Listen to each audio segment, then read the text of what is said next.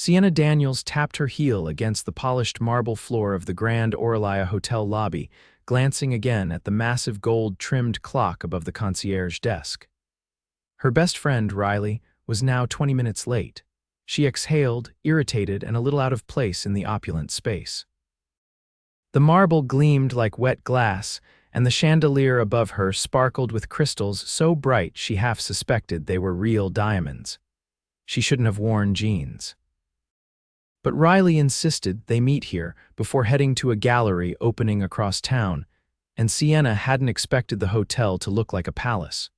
She crossed one leg over the other and stared at a vase of exotic orchids on the coffee table. "Of course Riley picks the fanciest hotel in Manhattan for a casual meet-up," she muttered. A low voice cut through the quiet hum of the lobby. Waiting for someone, Sienna looked up. The man standing in front of her was tall, dressed in a tailored charcoal suit that looked like it cost more than her monthly rent. His tie was loosened just enough to seem effortless, and his dark brown hair was swept back in a way that looked accidental but probably wasn't.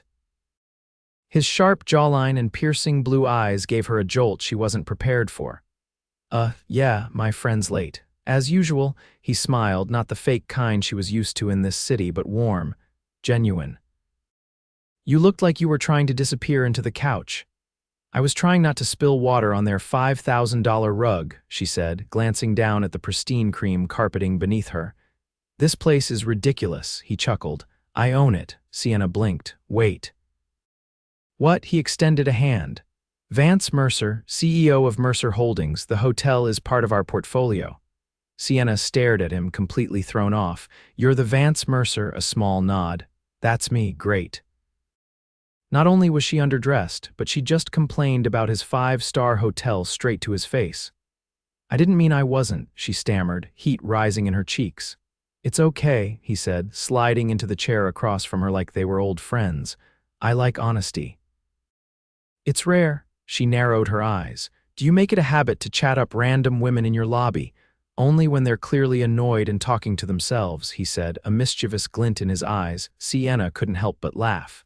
"Touché." He leaned forward, resting his elbows on his knees. "So what do you do when you're not waiting for flaky friends?" "I'm a freelance illustrator," she said. "Book covers, sometimes branding work for small businesses. Nothing billionaire-level impressive. I'd argue creativity is more impressive than spreadsheets and boardrooms." She tilted her head. "You don't seem like a typical CEO." "Good," he said, his tone dipping into something softer. "I'd hate to be typical." The air between them shifted. She couldn't believe how easy this conversation was. There was something about him, yes, he was stunning and clearly powerful, but it was the way he looked at her. Like he actually saw her. Suddenly, she heard the clicking of heels and turned to see Riley rushing in. "Oh my God, I'm so sorry," Riley said breathlessly. "The train stopped for like 10 minutes between stations. You must be so bored." Sienna stood, grabbing her bag. "Actually, not really." Vance rose too. "It was nice meeting you, Sienna." "You too," she said, her voice a little softer now. As she walked away with Riley, she glanced over her shoulder. He was still watching her. 3 days later, Sienna was sketching in a cafe when a waiter placed a cappuccino on her table. "I didn't order this," she said. "There's a note," the waiter replied, handing her a small folded card. She opened it. For someone who makes hotel lobbies more interesting. Vance, her heart jumped. How did he even know where she was? Before she could process it, the cafe door opened and in walked Vance, this time in a dark sweater and jeans that somehow made him even more attractive. "I hope you don't mind," he said. "I asked Riley where you'd be." Sienna raised an eyebrow. "You tracked me down." He pulled out the chair across from her and sat down. "I couldn't stop thinking about you. I figured I'd shoot my shot." Her lips curved. "That's surprisingly honest for a CEO." "I'm not trying to impress you, Sienna. I just want to know if you'd like to have dinner with me." She hesitated, her heart thudding. "Like a date?" "Yes, an actual date. No business talk, just you and me." She studied him.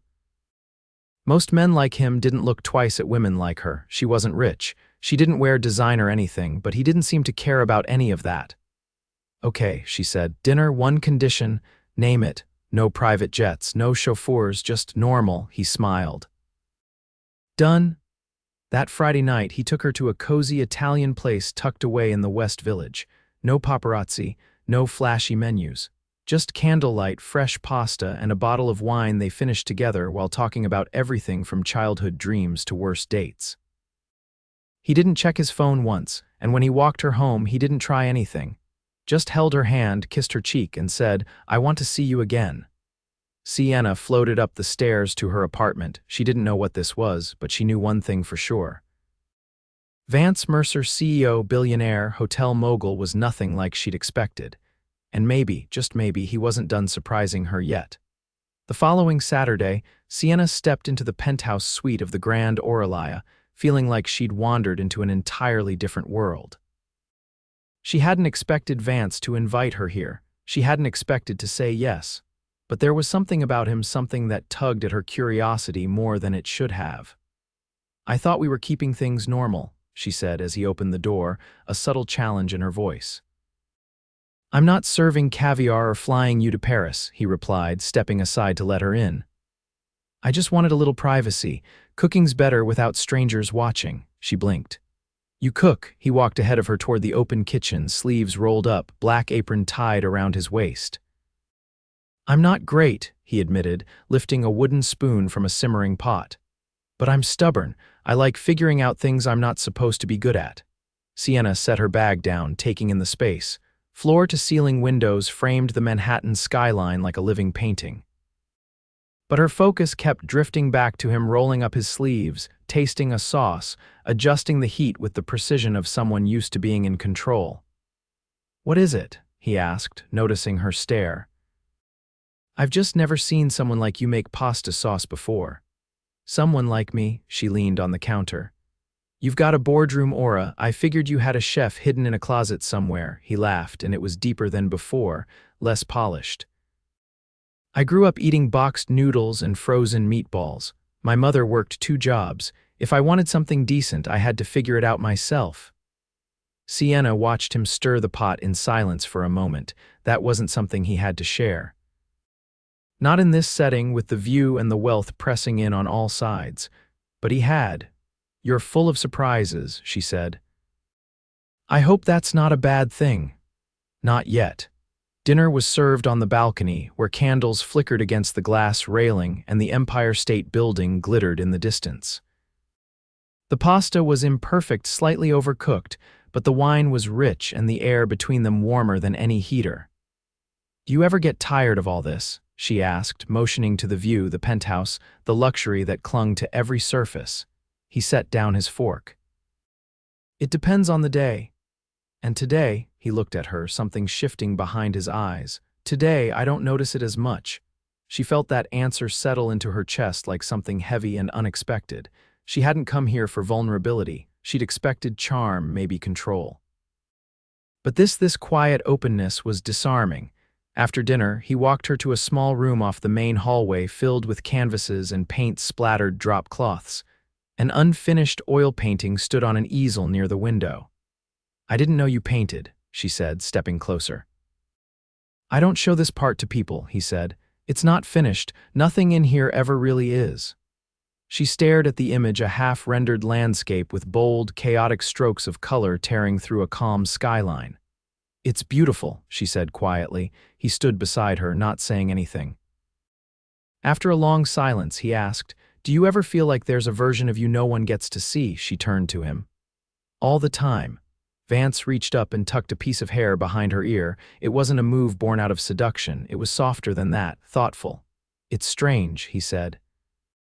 "I've known you for a few days, and you already know more than people I've worked with for years. I think that's because you don't want them to." He didn't look away. "And I want you to." Sienna didn't answer. She didn't have to. He walked her downstairs himself, ignoring the elevator operator who tried to take over. When they reached the lobby, he pulled open the door and held it as she stepped outside. "Sienna," he said, just before she turned. She looked up at him. "I'd like to see you again, not just for dinners." "I want to know what your world looks like." She hesitated. "I'm not sure you'd like it. I'm not asking to like it, I'm asking to see it."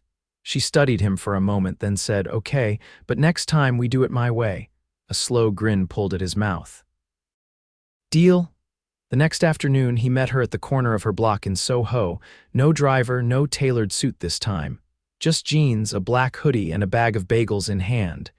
"You brought carbs," she said, raising an eyebrow. "I heard it's the only acceptable offering when entering enemy territory." She rolled her eyes and led him toward her apartment.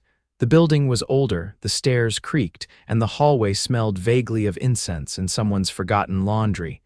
But she didn't apologize. Inside, her space was small but vibrant.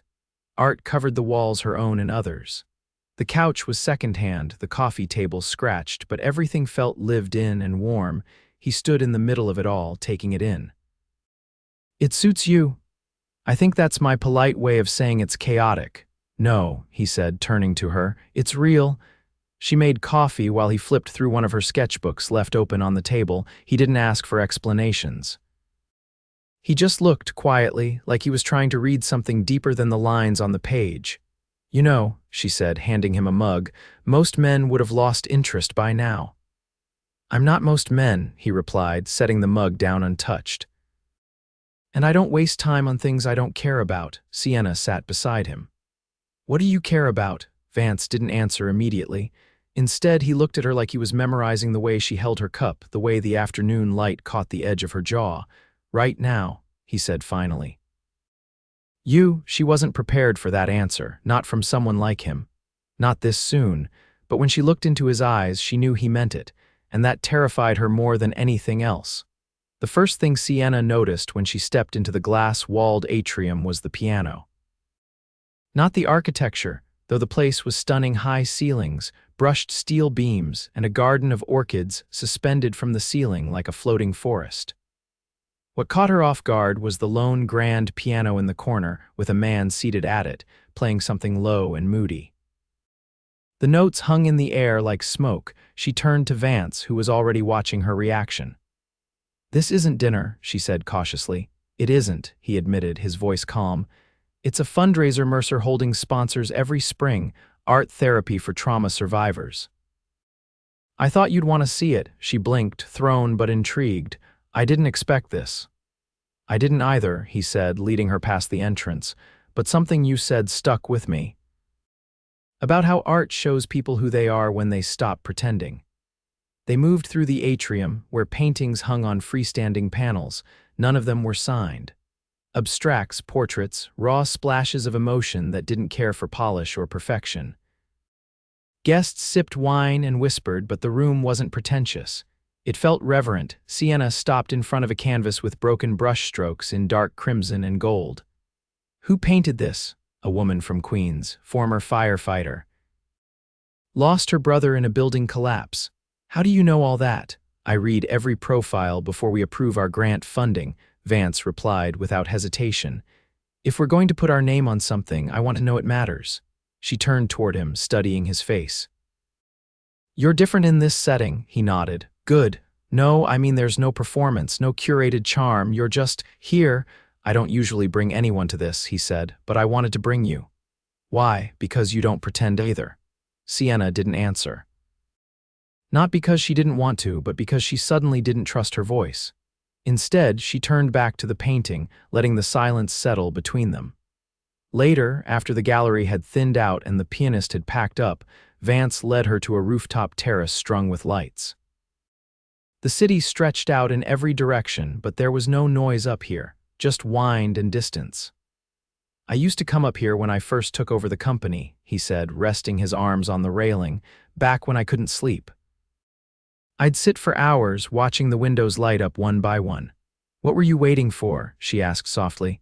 "I don't know, maybe for it to stop feeling like the whole world was watching me." Sienna stepped beside him. "Do they still watch?" "Yes," he admitted. "But now they're waiting for me to mess up."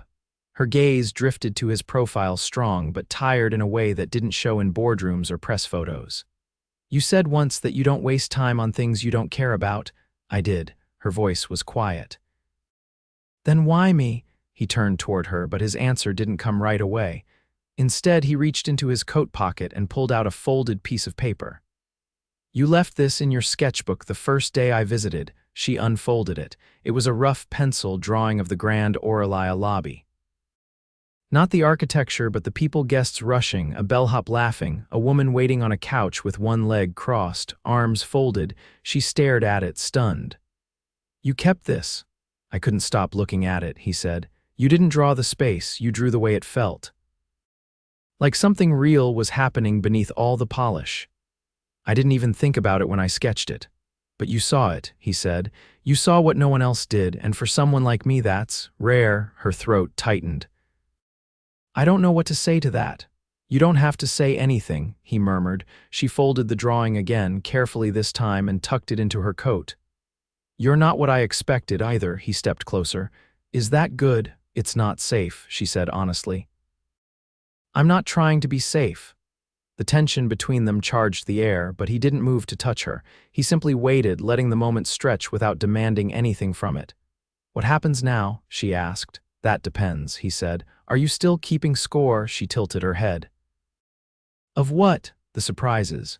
Her lips parted, but before she could answer, a sudden gust of wind swept through the terrace and she laughed, ducking instinctively as her hair whipped across her face. He reached out, brushing it aside, his fingers lingering just long enough to make her heart catch. "Come away with me this weekend," he said. She froze. "What?" "Just a day, no press, no plans, just space. There's a house in Hudson Valley. It's quiet. I think we could use quiet." She hesitated. "That's not a small ask, I know. And you're not offering this because you want to impress me." "No," he said simply. "I'm offering because I want to know who we are when no one's watching." She looked at him for a long time, then slowly she nodded. "Okay." His hand found hers, and for a moment, nothing else existed, not the city behind them, not the people below, not even the risk she knew she was taking.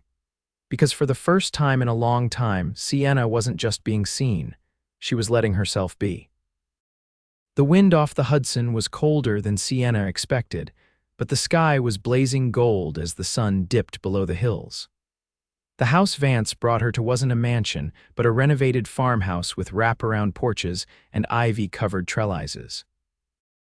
It sat at the edge of a clearing, surrounded by tall trees and silence so deep it felt like time slowed down around them. Inside, the air smelled faintly of cedar and something warm like cinnamon or cloves. Vance set down the duffel bag he'd carried in for her and turned toward the fireplace, crouching to spark the logs already stacked in the hearth. "I haven't used this place in over a year," he said, striking a match. "But I thought it would be better than a hotel suite." Sienna wandered toward the bookshelf that spanned one wall. "You read a lot of history." "I used to think if I could understand how empires rose and fell, I could avoid the same mistakes." "Sounds exhausting," she said, flipping through a thick hardcover.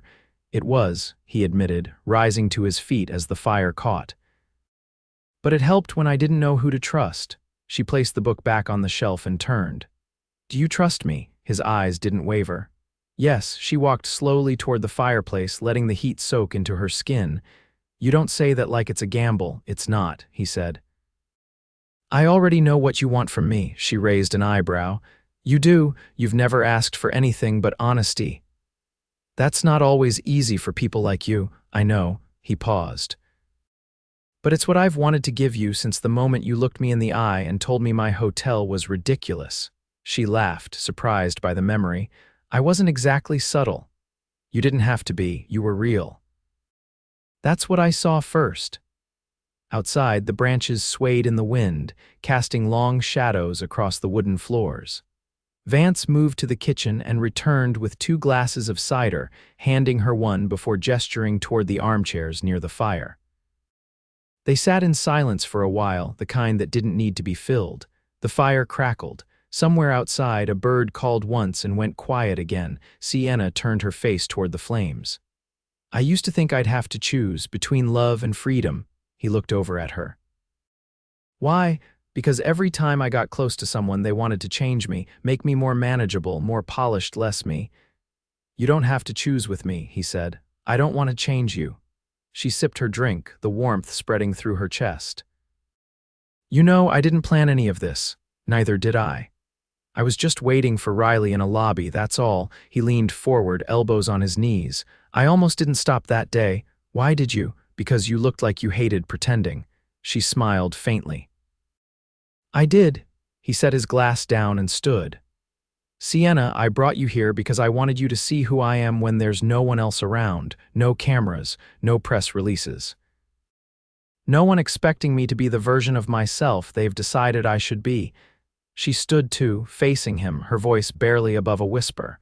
What do you see when you look at me? Someone who makes me stop pretending, he said.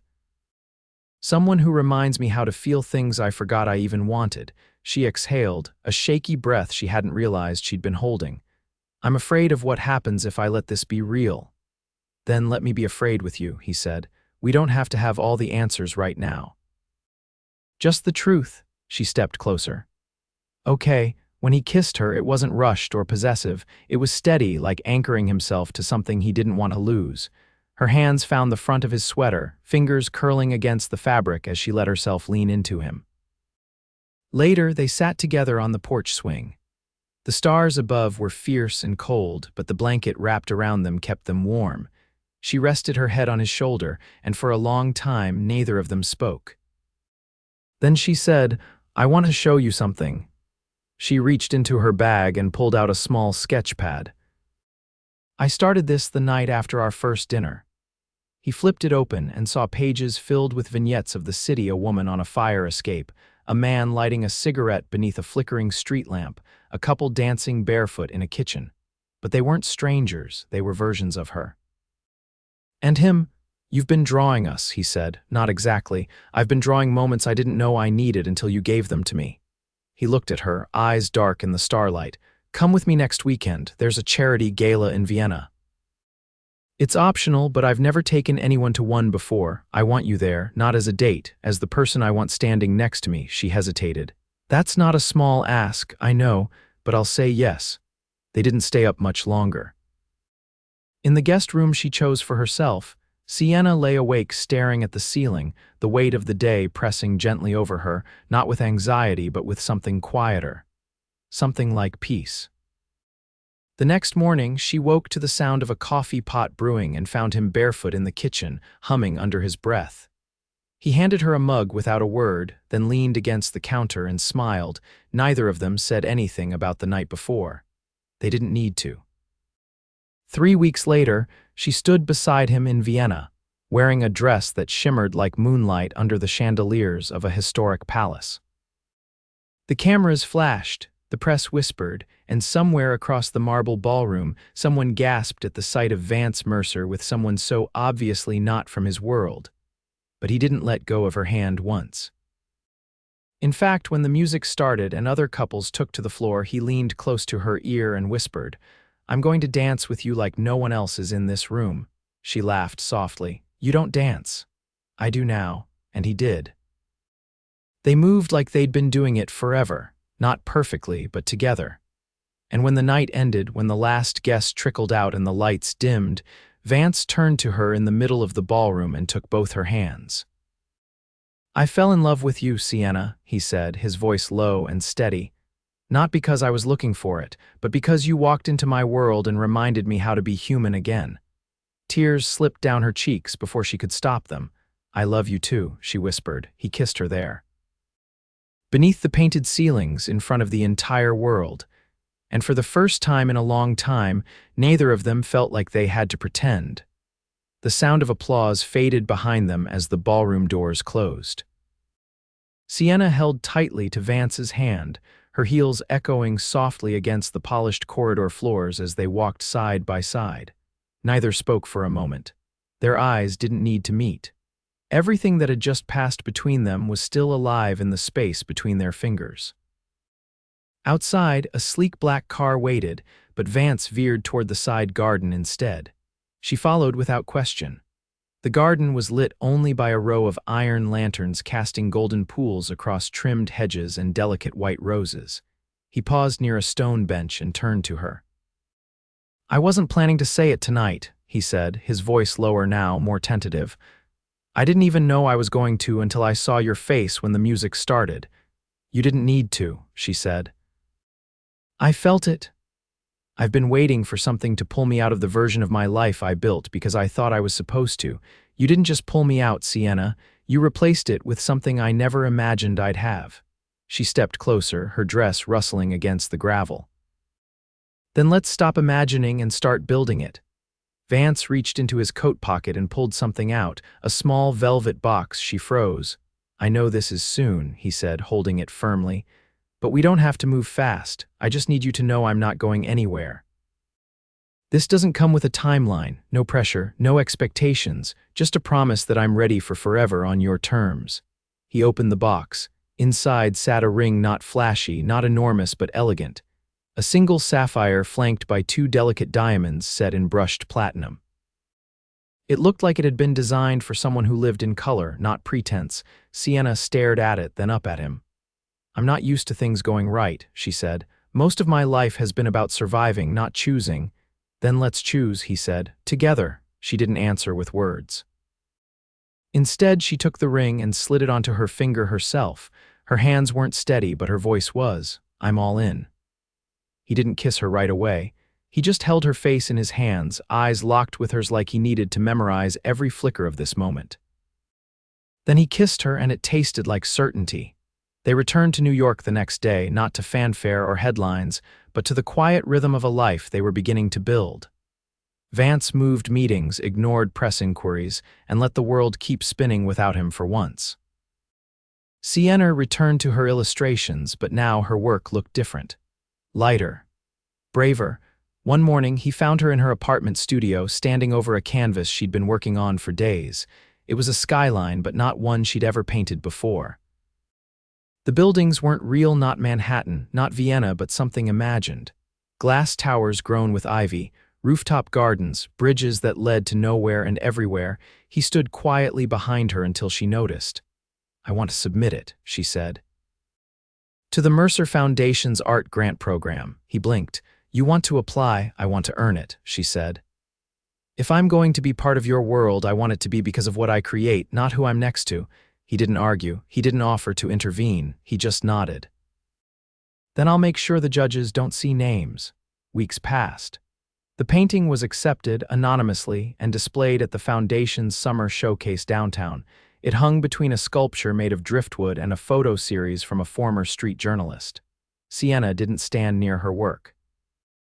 She mingled like everyone else, letting the art speak for itself. After the event ended, a woman approached her, someone Sienna didn't know. She looked to be in her early 60s, wearing a jacket with paint on the cuffs. Yours was the one with the growing city, right? Sienna nodded. I stood in front of it for 10 minutes. I saw grief and hope in the same breath. That doesn't happen often. Sienna smiled, her chest tight. Thank you. The woman left, and Vance came up behind her moments later, slipping his arm around her waist. You heard that. I did, he said. But I knew it before she said it. They left early that evening and walked home instead of taking a car.